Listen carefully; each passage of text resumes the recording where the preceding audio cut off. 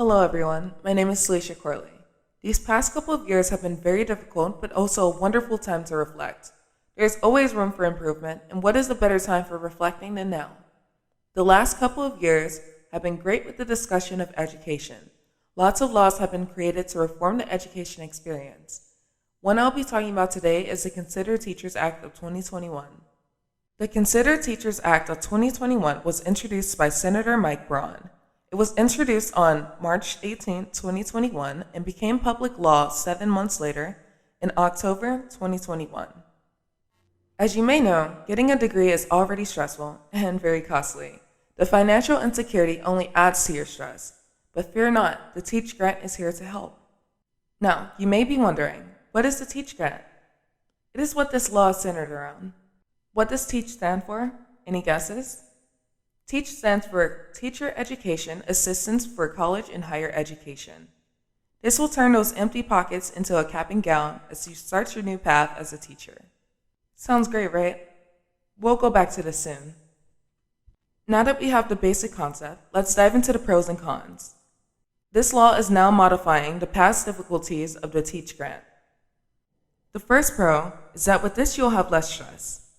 Since there isn't the worry of the grant reversing as frequent, you are less stressed and less hesitant to get this grant. I will touch back on this later. This helps reverse the grant tremendously, and if it does reverse, there is a process now to reverse that conversion, way more convenient than before.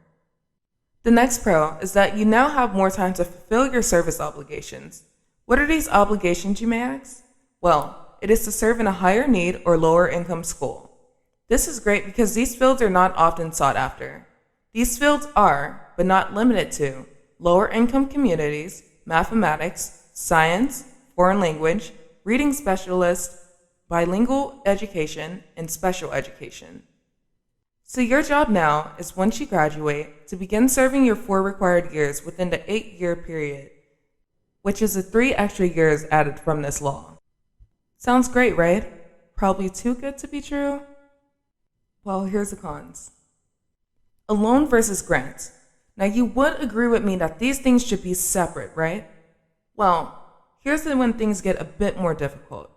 The Teach Grant is up to $4,000 a year and to help assist you on your path to becoming a highly qualified teacher.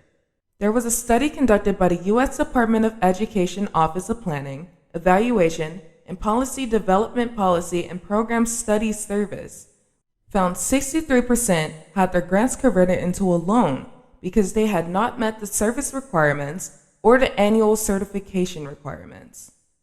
Crazy, right? And though this was in 2018, this loan process is still being talked about. Pretty much you can't search up the Teach Grant without seeing something about a loan, as it is called the Teach Grant and not the Teach Loan. The Teach Grant isn't as popular as it once was because of this worry and many others. If people knew this before signing in that a loan would be hidden behind something that says grant, they will instantly be hesitant to sign, especially if they knew the rate of normality it was. Personally, I believe the name should be revised so it doesn't feel like false advertising, but make sure that you read those contracts beforehand and thoroughly. As you know now, this only requires you to serve 4 years in the communities listed. Because it's only 4 years, it can be really difficult and have a high turnover rate inside of these lower income and less represented communities who need quality teachers to start a better life for themselves. Many times I have seen teachers come and go being from a public school myself. And you may realize there's no way of learning what's a good teacher or a bad teacher until you have them. It does not require you to be a good or bad teacher, but rather a teacher that is highly qualified in the lessons that you're learning. And because they are getting forced to be inside of these communities, it is really difficult to find a teacher that actually cares about the community they are serving, as that might not have been their intention to ever serve that community in general.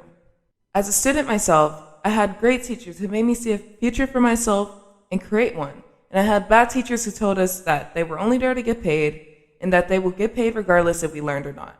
I had many different types of teachers, but it's more common to have these kind of teachers than motivating ones. So I do qualify that as a con because these are the teachers who may or may not like the communities but want to pay off their loans.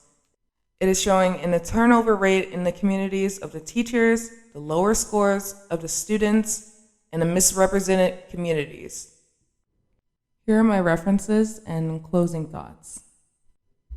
Teachers and upcoming teachers do deserve more love, and that's not because I am a teaching major, but because we have seen it over and over again, the mistreatment and just the terrible disregardment for their worries, aside from all the things that's happening currently. Um, it's really messed up. But overall, this law is very helpful on opening the discussion of how we should help others become better educators while providing the funds and resources needed. There is a long ways to go with this, but I do appreciate the efforts.